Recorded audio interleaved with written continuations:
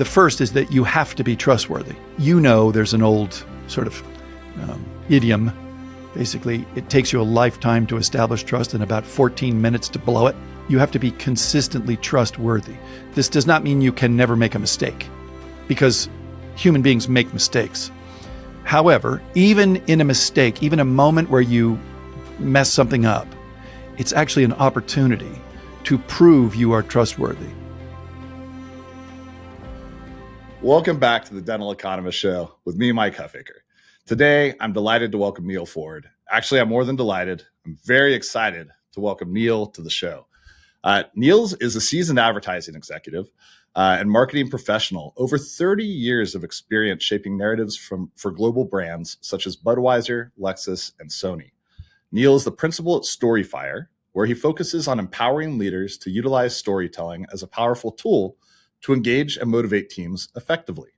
Neal's marketing philosophy transcends mere storytelling. It involves building genuine relationships and fostering an environment of generosity.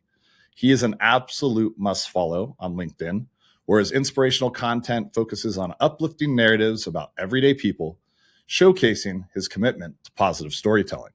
Neal, it is really great to have you today. How are you? Thank you, Mike. I'm well, enjoying some beautiful fall weather. And I'm quite tickled to be here. You and I met when you had a get-together down there in Orange County, and it was a great. You have a terrific crew that came out. It was very lively and playful, I'm happy to say. Yeah, it actually you ended up being witness to maybe one of the most unintentional, uncomfortable corporate lunch entertainment performances. He was great. He was fantastic. That any type of corporate event had seen.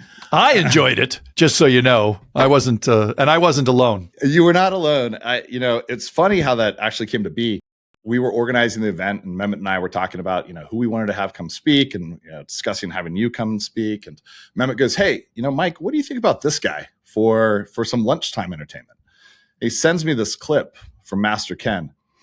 And I watch it, and I'm amused. And I said, you know what? I feel like there could be greater than zero chance that somebody finds some offense in his approach here. So I go back to Mehmet and I say, you know what? Would you mind? There's a couple women on our team who are of very sound mind and strong judgment, who also have a high level of EQ, running this by them and getting their feedback. And as long as they think like this is okay, let's go ahead and do this. So a week later, Mehmet pings me again and goes like, "Hey, so what are we doing? We doing Master Ken?"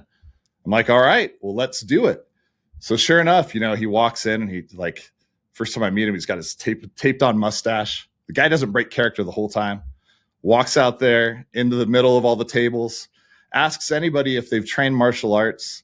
The first guy that responds is this older gentleman, and he goes, "Yes, in fact, I have." And he goes, "Well, what have you trained?" He said, "Karate." And he goes, "Nobody believes you." I go, "Here we go." So, and it was a great time. And you know what? It was funny. You talk about bullet points on a slide, and just kind of one more aside and we can jump into it. But the presenter after you is watching you give this incredibly eloquent, well-reasoned presentation that's evoking all of this emotion. And he's looking at his slide deck of 50 slides and going, "I've got a lot of bullet points with words on it." So he starts taking slides out and he puts in slides with him and pictures of his dog. And so he gets up after you and he goes, "This is a new deck. I've modified it on the fly." Wow. Adapt and survive. It was a good time. Good job. Adapt and survive is right. 100%. So, hey, we can go a lot of different directions here, and you've got a really interesting background, but I just want to start maybe jumping right into the meat of some things. And I'd be really curious to get your perspective as it relates to B2B versus B2C marketing. And what I mean is, we all can think of these campaigns that were B2C that are fun and emotional and memorable. And when we get to the B2B side of things, which is where we as a software company live, and some of our clients as well, it doesn't seem like there's the capability to be as joyous or as inspirational. Is that true, false? And what are kind of the things to think about in that context? First of all, that is a fabulous subject to discuss, because what that opens the door to is talking about an absolutely core principle of communication in business. And that is, on the other side of every transaction is another human being. And you must never think of a business B2B customer as anything other than a human being. Now, let's just take one step back and say, look, when somebody is in a B2B position where they're going to be acquiring something like software from you, when they have to be making a very rational, very defensible position about why they decided to go with you, Mike, you have to give them the thing that they can say that's going to justify and rationalize that decision. But remember always, there is still a human being on the other side of that. There is a rule that I personally follow. I only picked it up 20 years into the business, but I learned it the hard way. Life gets so much easier when people like you. And if they feel like they know you, then along comes with it a sort of sense of trust. Like, this doesn't seem like the kind of person who would cheat me. Or if he's going to make a promise, I'll bet you he keeps it, or she. Okay, so let's go back to your question. Hey, the word you used was such an apt choice of word. When you're doing B2B, you can't be as joyous. Okay, I say, nope, not true. Again, there is a human being on the other side of the transaction. What they really want from you is the sense that that's the kind of person I want to do business with. I think that would be fun to do business with Mike Huffaker. Because the way that he presents himself is, hey, come on, we're all in this together. It's a human experience. I know what you want. Like, I know what will help you. Or alternatively, instead of I know what will help you, it's like, I can't wait to help you.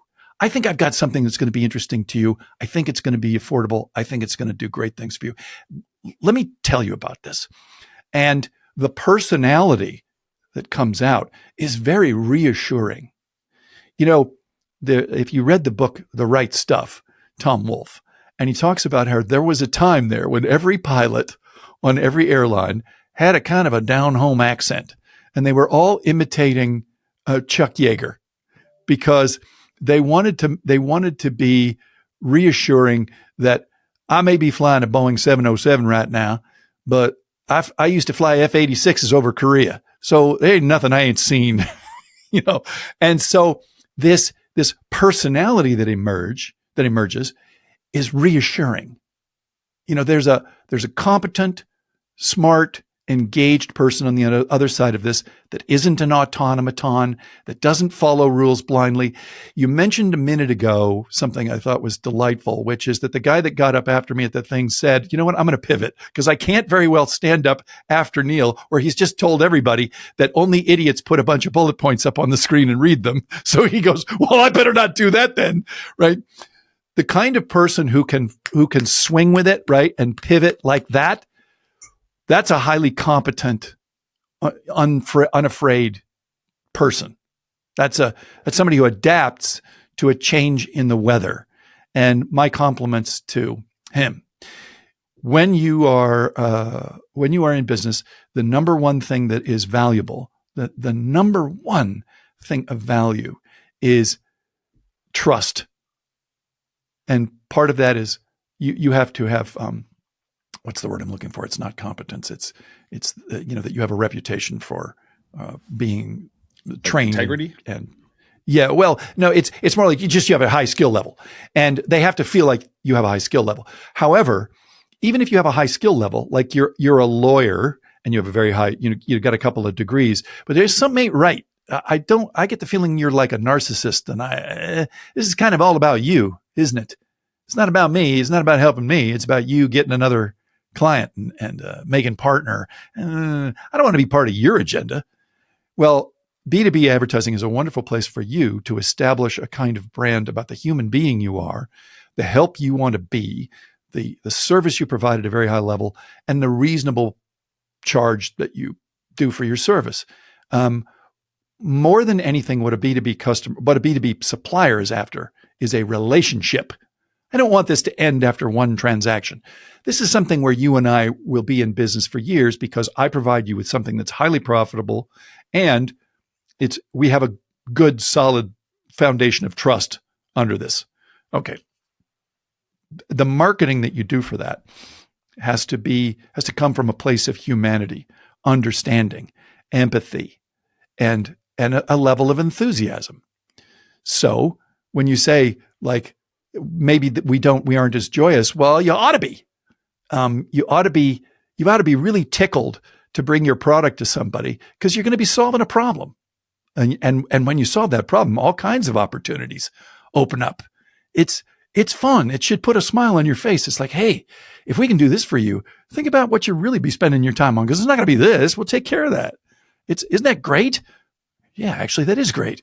So, by the way, Mike, you're going to have to stop me because I have a tendency to just keep going. So, I'll stop there. You did say something I wanted to ask you about, though. You mentioned trust. And I don't think you can just declare that you are trustworthy. What are the methods which elicit and help people to understand that you are worthy of their trust in a marketing or storytelling sense? Yeah, so there's a few facets to that gem. The first is that you have to be trustworthy. You have to be trustworthy. There's an old sort of idiom. Basically, it takes you a lifetime to establish trust and about 14 minutes to blow it. You have to be consistently trustworthy. Now, this does not mean you can never make a mistake because human beings make mistakes. However, even in a mistake, even a moment where you mess something up, it's actually an opportunity to prove you are trustworthy. For example, when Toyota had its Camry recall some years ago, I think it would have been about 2009 or so, it was a global problem. And Toyota was the Camry was its best-selling vehicle at the time. And they had this quote unquote unintended acceleration problem. Now, I was really in close on this. I saw it practically at ground zero. And I knew that the unintended acceleration thing was kind of BS. It turned out later they were vindicated.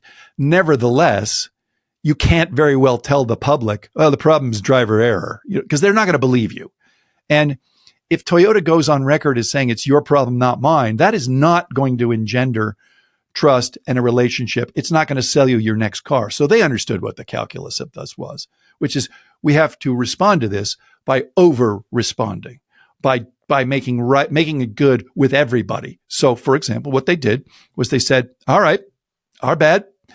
We're going to fix this problem. It's not going to cost you a penny. When you go to the dealer, obviously it's all on us. We'll fix it.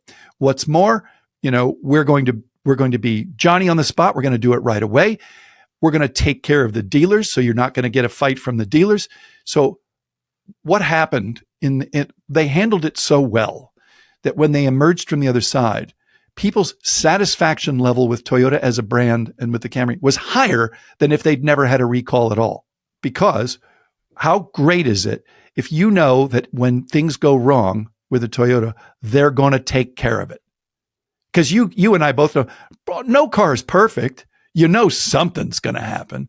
But how cool is it to know that they're going to take care of it? So trustworthiness isn't a matter of you saying you can trust me. What it is you have to go through the world with every action and every word being trustworthy. That's the first facet. The second facet is you have to communicate that you are very much interested in the success of the person on whose behalf you are working. You're interested. You ask a lot of questions. You want to find out, let's say, for example, Mike, that in the sales pitch for the software, you are asking a lot of questions and you're listening to the answers. And you're able to go back to things that they asked and recite them again to signal that you've heard them. I heard you and I haven't forgotten. And then what's more, there's a weapon that you can use, which is very powerful, which is to be absolutely sure you heard somebody correctly. So it's like, wait, Mike, a minute ago you were asking about this. Let me spit it back to you, telling me if I'm getting it right. You're suggesting that this needs to have a lower price point because of such and such and such. Am I hearing you right? Yes, I'm hearing you right. Or no, that's not quite what I want. A good listener is generally more trustworthy because it indicates a level of attention and care, and they are motivated by doing what you want to be done rather than just doing something. Have you ever seen pundits on talk shows? They kind of never answer the question asked. They only answer the question they wish had been asked. Well, we're not all country bumpkins. And as soon as I hear somebody answering a question that wasn't asked, I go, A, I will never believe you again, since you're just grinding an axe. And B, you're exhausting. I can't listen to another word. You're just running out the clock. We grow accustomed to this kind of like, oh, okay, you're not answering the question I actually asked. When somebody is answering the question asked, when they are paying attention and they go right there, it's fantastic. You go, okay, I'm with you so far. We were in a pitch for a very, very large piece of business. It was the Florida Hospital installation at the Daytona International Speedway. It was a multi-million-dollar installation. We were pitching this business. We showed all these great creative ideas, which we just slaved over.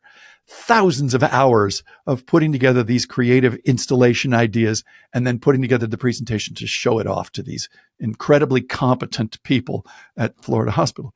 We get to the end of this show, and the president of this particular office says, I very much love the ideas you've shown, but I have to say, if you'll forgive me, I'm a little skeptical about how much of this you can actually deliver by the deadline, because it's the show must go on when this thing opens. So of what you've shown me, how much of it can actively be achieved by race day? And the guy running our pitch turns to the chief engineer, the chief guy who's responsible for making sure it gets built. And he goes, Dave? And Dave literally leans up to a microphone and goes, 100%. And then just sits back. That was the totality of his answer. I felt sure we won the business in that answer. Like, because what happened was he wasn't glossing it. He wasn't dodging it. There was no disclaimer. There was in that. This is what the answer actually said. I know it was only 2 words or 2.5, but here's what it actually said. I have reviewed every single piece of this creative and given it my imprimatur. I wouldn't put anything in front of you that wouldn't be ready by game day. It is my responsibility to make sure I know what I'm doing. I've got this. If anything goes wrong, I'm the throat to choke. He communicated all of that with that answer. Why? Because there was no disclaimer. There was a rapid and complete answer in 2.5 words. Isn't that the kind of guy you want to work with? Isn't that the kind of guy that you right? You go to the job site and you go, hey, Dave, is that, no, shipment was late, but don't worry. We'll get it. Don't worry. I got it. I know all about it. I'm aware of the problem on I-80. I got it. Most people these days add caveats afterwards. 100%, unless this happens or this happens. Yes. Yeah, I got you. But you communicate a lot with a direct response. And he heard what the guy needed to hear. It's like, yeah, I take responsibility for this answer is what he was also saying. Not to go off too far on that, but this thing, trust, I want to bang away at it again, because it's very difficult to trust systems. Let me give you an example. If I happen to be on TikTok, if you want to get a response from TikTok, there is no way on God's earth you're going to get a human being. There is not a chance you're going to talk to a real human being. You're going to go into the system, this incredibly opaque black box, and you are not going to get a satisfactory answer to anything. It's just, that's the way it goes. When you can speak to a human being, when you feel like you know somebody at the other end of this line, that goes a long way at demonstrating that you can be trusted, because you're there to answer the phone. I mean, how great is it when you call?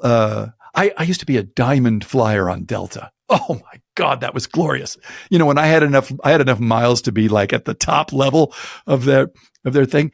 And when you would have a problem of any kind, you could call their toll-free number and they wouldn't say hello, or they wouldn't say Delta Diamond Line. They would go, "Hi, Neal, what can I do for you?" Because their system had you in it. They had your whole record. They knew what your points were. They knew everything about you. So let's say my flight got canceled, or I got bumped, or some other disaster happened when I was going from Atlanta to Chattanooga. On the Diamond Line, they go, "Hi, Neal, I'm on it. I see what's happening. Don't worry, we'll get you there. Let me see what I can work out. I mean, oh my God, what a delightful experience to have somebody on the other end of the line who understands. Let me pivot a little. I'd be curious to get your perspective on personal branding within a business. And, I think when I think of most of the companies that I purchase from, with some exceptions, with big tech now, you of course know, like Tim Cook is the CEO of Apple, and like so some of these, there are brands now at the executive level for some of the bigger companies that are well known, that influence what you do. Elon Musk is another example. For better or worse, he has become kind of a firebrand. I don't have any idea who the CEO of Toyota is, or who the CEO of General Mills is, or of some of the big food, McDonald's for that matter, at this point.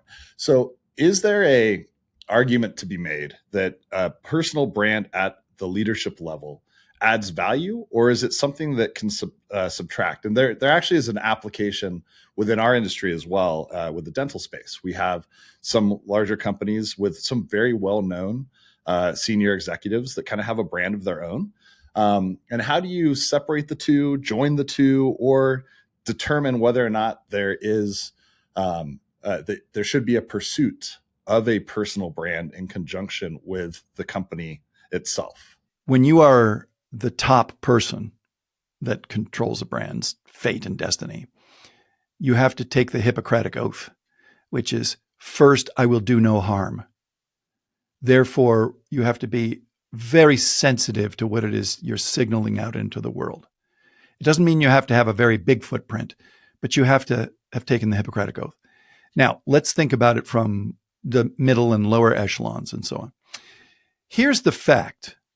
You are searchable. In 2024, 2025, people can find you. It's not going to take them more than 35 seconds to find you on LinkedIn or Instagram or Facebook or TikTok or YouTube or any of a number of other ways. They're going to find you. They're going to Google search you, and they're going to say, so this is what they're about. And you are responsible for what they see.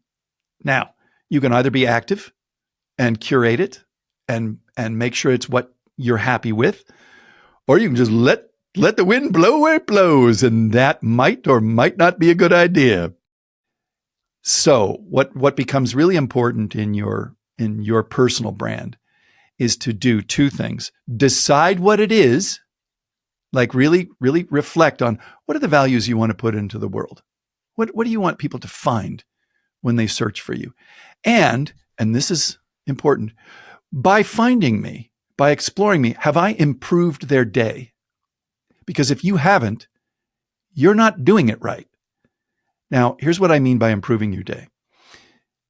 Let's say I look for Mike Huffaker and I find you on LinkedIn. What kind of posts are you putting up? Are they useful or are they self-interested? I'll give you an example of how somebody thinks they're doing the right thing, but actually they're not improving my day. Let's say that you've won an award of some kind. Now, if it's useful for me to know that your business has won an award, because that's social proof that, apparently you're doing something right. But what people often do is they say, so humbled to have won Flange Maker of the Year award, and it's got you with holding a plaque and shaking somebody's hand or something, or more commonly, it's just a picture of you in the Bahamas, whatever. And it's the humble brag. Humble bragging demonstrates a complete tone deafness. It actually does more damage than you think it does, because it says, I have narcissistic tendencies. It's all about me. And I wanted everybody to know. I stood up on a soapbox and announced this to the world, while at the same time thinking you're all a bunch of rubes that can't see through this while I talk about how wonderful I am. All right. Now, here's the opportunity. If you did win Flange Maker of the Year, you have a lot of thank yous to spread around. So it's not about you. What it's about is, we recently won this award.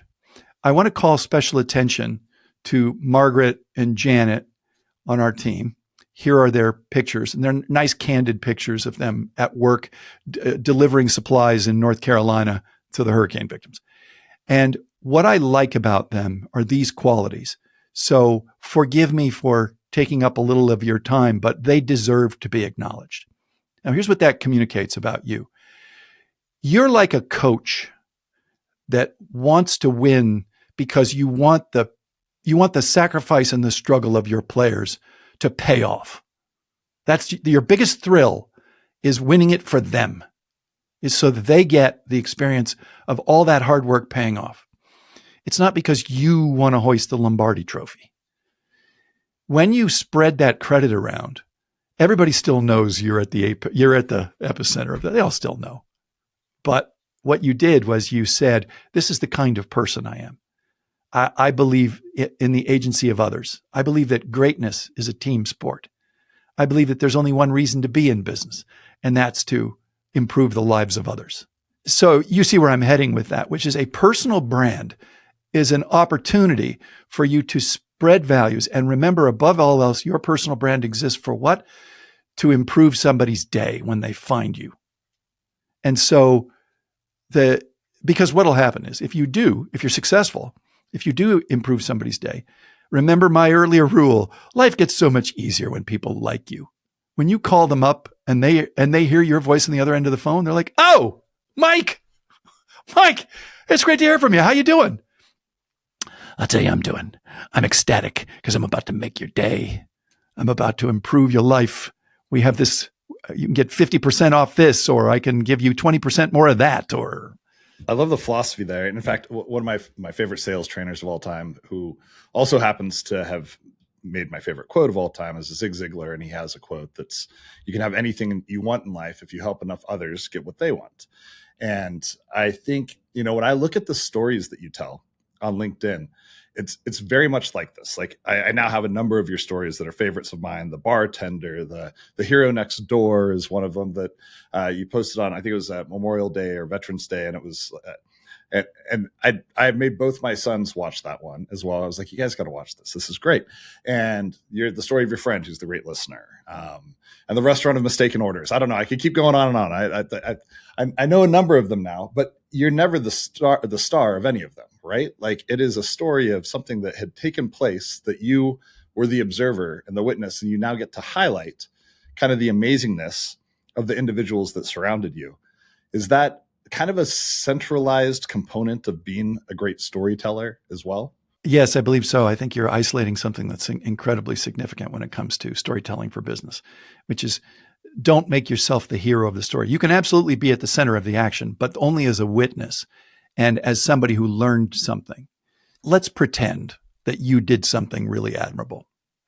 Even if you did it, tell the story like somebody else did it, and that you saw it and that you admired that. Because there's this quote from George Orwell, which people hear me repeat ad nauseum. I love it. George Orwell quote is, no autobiography is to be trusted unless it reveals something disgraceful, because any man who gives a good account of himself is most likely lying, since any life, when looked at from the inside, is just a series of defeats. It's really central that you should never tell a story where you are the hero. And part of the reason goes like this. Here's the psychology of it and why it's significant. If I tell a story and I'm the hero, it's really unlikely you're going to believe me, because you know how it goes. People exaggerate when they talk about themselves. I bought this, I caught this fish. It was this big, but if you're telling a story about somebody else, then the likelihood that it's true is higher. Okay. The second thing is that if I'm talking about how wonderful I am, then the way that you're looking at this story is I'm expecting you to look up at me in admiration and awe. Unlikely. It's more that I'm jealous and cannot wait for you to fall flat on your face. So jealous, skeptical, and hoping for your demise. This is not where you want your personal brand to be. On the alternative, if the story is about somebody wonderful that you saw and you thought, oh, that's great. I would love to tell about this. I'd love to tell this story about my friend Tommy. Then what happens is the audience is sitting next to you. You guys are watching it together. And it's a little bit like this. You go to the edge of the Grand Canyon. You look out at this beautiful, unbelievable sight. What's the first thing you do?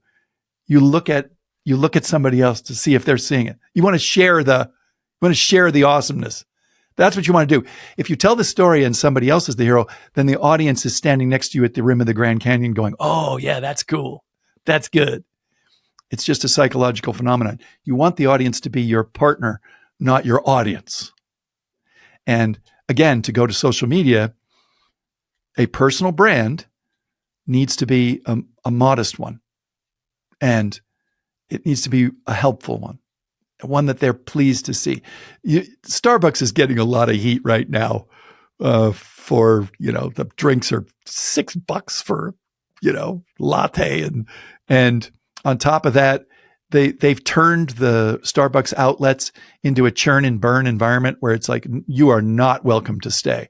They've taken something that used to be a living room and they've turned it into the restroom, with the tile, easy to clean. This is the equivalent. If you do content that celebrates others and is about values and seeks to improve somebody else's day, you're very much like that Starbucks living room, like the old-timey version of Starbucks where you're welcome to stay as long as you like and we got good Wi-Fi and, you just feel welcome and surrounded by humanity. You're reassured that everything's going to be okay. But when you talk about yourself, it's like, this is a transaction. Please get your coffee and go. You're holding up the line. And why would I want to be part of that? Is that the reason why when you're on LinkedIn, it is just post after post of self-aggrandizement that you just run into of, let me allow myself to congratulate myself? Is it just because that's takes less creativity? There is a certain element of that. People are insecure. God bless them. I get it. I am too. I just this morning, honest to God, Mike, I put up an ad for my StoryFire storytelling and persuasion course. And it was really hard for me to press send because it literally says like a blatant piece of propaganda to try to sell you my course. I was so uncomfortable because 99% of the time I just want to tell you a story to make you smile or maybe have a little tear or just feel reconnected when you're having your morning coffee. Like I always post in the morning. I post at 6 a.m. because it's 9 a.m. in the East. And over your morning coffee, I want to give you something to smile because I want to be a good thing in your life. I want to be helpful. And so when I finally do an ad, it's like, well, at least I bought permission to do an ad because most of the time I'm just here for you. Anyway, so why do people mostly do that? Yeah, I don't think they're thinking it through. I think what they're doing is they're revealing their insecurity by talking about how wonderful they are. Or do you follow Gary Vaynerchuk on LinkedIn or out in the world? I find him an astonishing anomaly. All of his material helps you. It's trying to help you. He is giving it away. He's throwing out diamonds and gold bars. And what he's demonstrating to me is how incredibly profitable that is to go out in the world with a mission to try to help other people. It's hypnotic. He's really good at it. God dang, that guy's got a knack. The breadth of content and material that he's able to put out, including how to go to yard sales and start flipping things and making more money for yourself. It's like, where does this come from? He's like, I just love it. He's turning a $15 profit at a yard sale. Meanwhile, he wants to buy the Jets, and God love him. I hope he does. But he could actually do that. Holy crap. Gary Vee could wind up owning the Jets. It would probably be good for them if that did happen. Could be. He certainly loves the team, loves the brand. And I mean, he loves it down to the marrow, to the molecules in his marrow. He loves the Jets.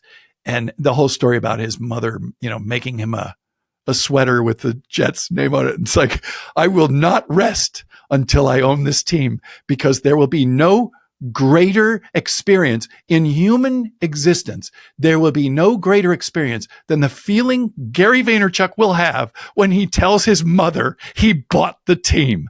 Can you imagine the sensation going through his body? He will immolate. He will burst into flames when he's able to tell his mother he bought the Jets. And you can be absolutely sure that that sweater that she made him is somehow going to be on display, at MetLife. God bless that guy. You see how much love I have for this cat? I've never met him in my life. And this is the power of a brand. This is the power of personal branding. He resonates with you. You have the emotional connection, even absent the personal meeting at any point in time. And you got to love like the ambition, and like you root the whole thing on because he's rooting everybody on. And he just is always those meetings that he has where like somebody runs into him and they seem kind of down and like they're upset about something. And he's like, no, you're doing great. Like you just got to do this and like look at it this way. Like how can you root against that? Absolutely. You nailing it. And then I'll go one further to add on to what you were just saying, which is the advice he gives them is timeless. It's righteous. And for example, what he'll say is, you got to stop caring about what anybody else thinks. You got to be willing to drive that 2004 Scion XB for the next 15 years, because it's not about what's happening out there. It's not about what people think. It's about staying on mission. It's about staying consistent. It's about taking joy in the work and step by step, sticking with it until you get where you're going. And I'm listening to this, I'm going, you are so right, Gary. You got to just stick to the plan, stick with the program. Nothing happens overnight. Keep going to the gym. The gym, you don't come back from a bicep workout on Wednesday and you're not an inch bigger. All right. That ain't how it works. That's not how physics works. That's not how molecules and protons work. You got to keep doing it. And he's preaching that evangel. And I'm so in love with the idea that he's giving people the right advice. And there's another thing he does, which I think is fascinating. He's telling people that are 60 years old, hey man, you got a lot of gas left in the tank. Don't think you're locked out of this. You're not locked out of this. I'm a really good example of this. I reinvented myself 2.5 years ago. Just absolutely pivoted 100%. And I'm having more fun now than I've ever had in my life, Mike. I mean, who knew? It's a great message of hope. Let me ask you this. So if you are a brand, a business, let's like in maybe a dental group or a dental organization where you are in a sea of competition that from the consumer's viewpoint look very similar, like you may know that you offer the best patient care and you provide the best services and that your staff is caring and well-trained and that your clinicians are top-notch, but from the outside, somebody just driving down their street or Googling dentist near me, it becomes very hard to stand out. What are some of the things that you would think about to differentiate yourself in the market? Fabulous question. We could go off on that for another 15 minutes. So here we go.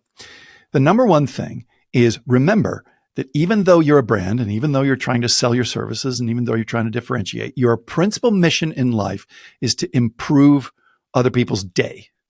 So what you want to be able to do is keep up a fairly steady stream of content that is discoverable. Look, it doesn't mean not everybody's going to see your message, but anybody that looks you up, they're comparing you to some other local dental group and they're going to find your content. And what you want your content to be is, hey, here are some ways that you can improve your dental health.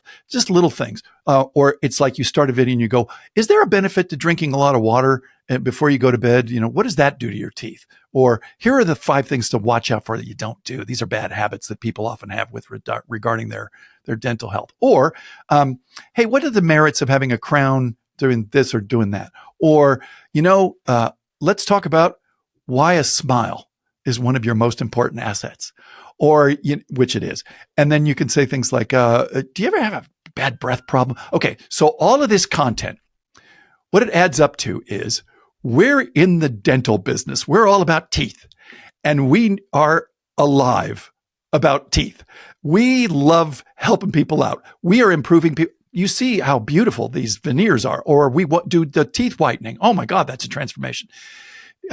Your energy, your enthusiasm, your happiness, the fact that your people are pleased to tell these stories. If you can find somebody in your office that's good on camera, then make them a star, because this is it's better to stand out being who you really are because the people that show up then are the right kind of people. They're the ones that like what you were. They like who you really are. You're going to have a lot of happy customers if what they saw online turns out to be the real you. It's always better to be yourself online than this image of perfection, because you don't want people to be disappointed when they meet you. Like, let's say, for example, Mike, I have this beautiful head of hair that turns out to be a toupee. And then people meet me in real life and this is what I look like. It's like, wow, what a letdown. So no, you can't do that.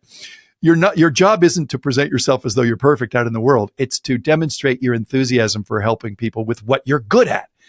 Okay, so that's the first thing, is that differentiation is A, it's who you really are. That is, you portray yourself as you really are. And B, it's enthusiasm about the things you're good at. And C, it's an opportunity for the people that work in your office to become sort of minor celebrities. They're out there. You know, there's a crazy phenomenon that happens when you've seen somebody online. I mean, like, Mike, let's pretend you and I are having a beer somewhere and Gary Vee walks in. We're going to freak out, man. We're going to be like, holy shit, it's Gary Vee. Turn into a fanboy. Oh my God. Right? Exactly. And it's because we've seen him online and we feel like we know him.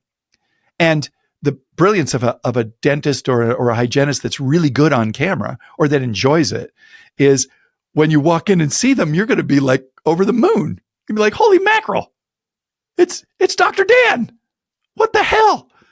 He really does look like that. Oh my God. He's tall. He's 6'1". Oh my God. I didn't realize he was that tall. He's better looking in person. Have you ever had the occasion, Mike, of walking down the street and you just cross paths with a celebrity, like somebody from TV or something? Yeah. Absolutely.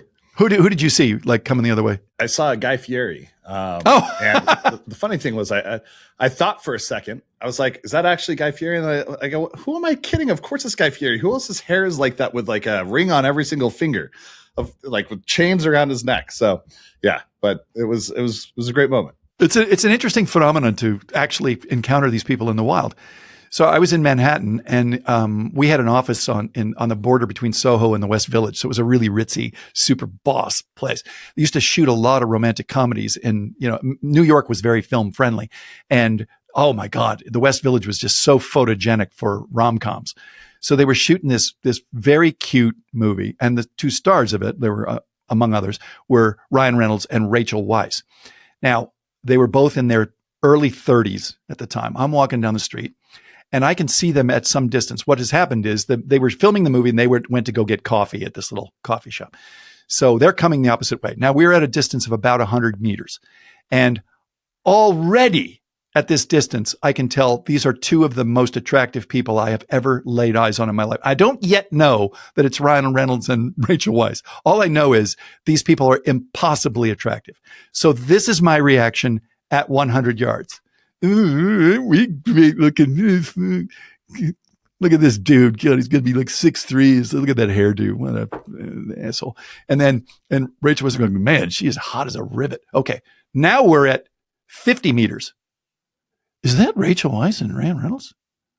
No. Oh my God, it is. Okay. Now I'm trying desperately not to stare. In person, Rachel Weisz is not human. She is so beautiful. Somebody hit her with the gorgeous stick. And I couldn't help myself, Mike. I'm literally staring at her because I can't take my eyes off her. And I really didn't want to, but I had to take it in. I had to burn her into my retinas because I was going, good Lord, how is this possible? Okay. It takes, you are consumed with this strange cascade of emotions. There were neuropeptides go washing over my brain I had no control over. And the crazy thing is, I wouldn't have had the same reaction if I hadn't already seen her on screen and realized that in person, she's even better looking. In person, it's staggering. In a movie, everybody's good looking. Like they're impossibly good looking. So you put that many good looking people on the screen, you stop being thrilled. But when you encounter them in the wild, those are the real aliens that live amongst us, Neal. If you weren't aware. Well put. I'm going to steal that. That's good. But here's the point of my going off on that tangent for a long time. It's this, that when you make a presence for your brand online, you're a dental office and you do consistent content about every week, more if you can, although it's kind of it's a strength, but something useful, something fun, if you can do it once a week, then what happens is when people see it, when they encounter it, because they're searching for a dentist and they encounter your media and they click on a couple of videos, then what happens is when they meet you in person, they are thrilled to be a customer. They have the reaction I had with Rachel Weisz, which is, you're better looking in person. Your voice is better. You sound better. You look better. It's fun to be in your company. So I highly recommend that if there's anybody in your office who has the inclination to film some of these things, they can be doing you an enormous favor. And the price of entry, that is the cost of a camera, the cost of editing, the uploading it to Instagram and YouTube and TikTok and so forth, is next to zero. I mean, for all intents and purposes, it's anything less than $500 is zero. And consistency, I would imagine, is key. You do have to have a certain discipline, but once it's baked into your calendar, okay, it's Wednesday, we're shooting content for Thursday. All right, that we're doing it this morning. People don't really have much of a problem coming in about 30 minutes early and knocking something out. And, all you really have to do, courtesy of something like ChatGPT or Perplexity, is you go, what sorts of things are people interested in when looking for a dentist?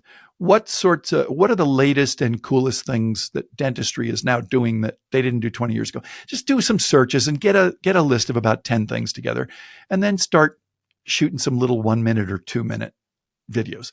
And they will be bad at first, as Gary Vee will tell you. At first, everybody sucks. You think a stand-up comedian goes out there and kills on the first night? No, it's humiliating. They burn alive on stage. But you gotta have the grit to get your reps in. It's like ice skating. Everybody falls down ice skating. You think you get the idea. Absolutely. Now, another question for you. When you think of storytelling, how is storytelling different, or maybe it's not so different, between marketing and sales? Sales is asking for a date. Marketing is why they say yes. Storytelling, let's bracket what I mean by storytelling. Do you remember when Dan Campbell, the coach of the Detroit Lions, got up at his first press conference and he talked about biting people's kneecaps off? I thought that was about the most glorious thing I'd ever seen for 3 reasons. Now, the first was there was something about Dan Campbell's lack of fear to say something like that made me go, oh, this guy, he's going to swing hard. He's going to get the whole ball and it's going to go over that fence because he is without fear. And that was the first thing. The second thing is he said, and this may be the most powerful and potent thing that came out of his mouth, we are going to model this team on the city that it plays for. And I thought, oh, Dan, you're a natural. You are a natural. Because if he delivers on that promise, this is a tough, never say die team that's been knocked down. But when we get up, we're going to take a kneecap off on the way up. And if you knock us down again, we're going to take the other kneecap on the way up. And if you knock us down again, we're going to take another hunk out of you. And we may not win this week, which it's totally come true. If they have the Detroit hangover, when we beat you this week, you're going to lose next week too, because that's how much we thumped you. But what he did was he very much said, there is a kind of player who's going to make it here. There's a kind of player we're going to look for. It's a player with grit that, like the city, won't give up. When they beat Houston very recently, and it was a close thing, they were down by 17 at the half. And it looked like, wow, this is not Jared Goff's best outing. 5 interceptions.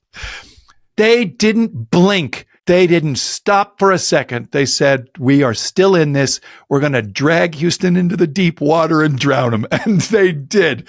And so what happened was Dan Campbell told a story. He didn't get up there and answer questions like, I'm so excited to be here. That never came out of his mouth. He told a story about a team modeled on a city.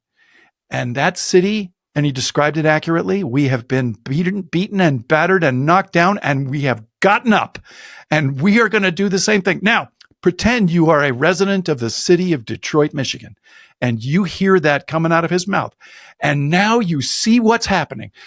You don't just enjoy what's happening, you feel it, because you think, That's right. I own a little piece of this because I'm from Detroit and that's who we are. And if they go on to win the Super Bowl this year, that party isn't going to stop for 2 weeks. They're going to don't buy a car built in Detroit for 2 weeks after the Super Bowl because nobody's coming to work sober. And Dan Campbell will never pay for another meal as long as he lives in the state of Michigan if they deliver. But it won't just be that they won the Super Bowl. It won't be just that. It will be so much more if they win the Super Bowl. That will be one of the classic all-time turnarounds in the history of any sport. It will be a demonstration of the power of storytelling. When you come here, this is what we expect from you. It was a story about how we behave, what we do, how we don't give up, how the consequences of playing us.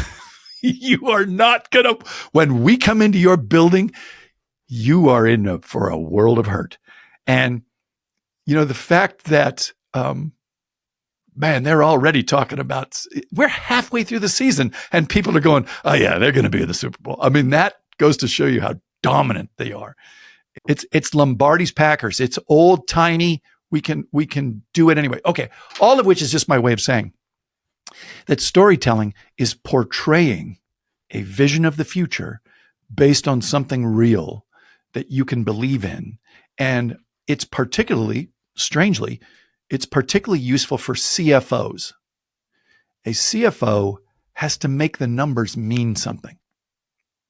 A CFO gets to say, here's where the numbers are, but let me explain what that means to us. Because of these numbers, our opportunities are like this. We can do these things. Because of these numbers, we can't do these things. And when the CEO gets up and she says this and this and this, and we're going to do this and this, I'm here to tell you 100% we can do those things. These are achievable. And let's talk about the opportunities that others do not have. They do not have our cash bank. They don't have our credit. They don't have this and that. The CFO gets to get up there and say, the picture painted a moment ago, I'm going to add the detail. I'm going to make it photographically. I'm going to bring it into focus. And I'm going to tell you that these are achievable ends. What's more, the next time you hear from me, I'm going to give you a progress report. We're going to see how we're doing. I'm the scoreboard. You're going to look up at the scoreboard. You're going to see where we won this game. You get the idea. When a CFO gets in front of a room and can be that magnetic and that clear and that concise and tell you not what the numbers are, but what the numbers mean, that is a powerful asset. Hey, Neal, I've really, really enjoyed this conversation. I've learned a lot from you. I've learned a lot from you for the last few years. I've been following you closely on LinkedIn. I subscribed to StoryFire. I've gone through the course. It's really, really well done, very well framed to help understand the components that you need to put together in order to become a great storyteller. And certainly it's something that's worthwhile going through multiple times because I don't think it's very possible to absorb everything at the outset. It is a lot. But it's great. It is really fantastic. Can you tell everybody where they can find you? Like where your socials, all of that? Yeah. Now, I am easy to find because I spell my name strangely. So it's Neal Foard. And the beauty of that is, Mike, is that I'm the only one in the universe that spells my name my way, which means that if you just look me up, you can find me. The downside is you must keep everything curated, and you must make sure that you are representing yourself and your brand properly because there's no mistaken Neal Foards. Exactly. Yeah. My daughter will bust me a couple times. Like she'll say things like, I'll get upset because the recycling is overflowing or something. And I'll get upset and she'll go, Dad, that's off brand for you. You need to calm down. You need to be nicer. Stop cursing. That's the first thing, is that if you can find me on social media just by searching my name, Neal Foard. Okay. The second, and by the way, I also have nealfoard.com, where people can hear the first chapter of my audiobook called Rancho Mad Hammer, which I'm quite proud of. And then the StoryFire.net is the coaching course you mentioned a moment ago, but they have to type in the www. I don't know why that is, but you've got to type in the www.storyfire.net. The name StoryFire comes from people telling stories around the campfire. So, which is a very old tradition. Fantastic. Well, thank you so much. Really enjoyed it. Thank you, Mike, for having me on. I appreciate it. It was good times. The Dental Economist Show is brought to you by Planet DDS, home of Dental OS. To find out more about how cloud-based dental software by Planet DDS helps unleash dentists and their staff to focus on patient care, visit www.planetdds.com. Stay tuned for upcoming episodes by following wherever you listen to podcasts. And thank you for listening.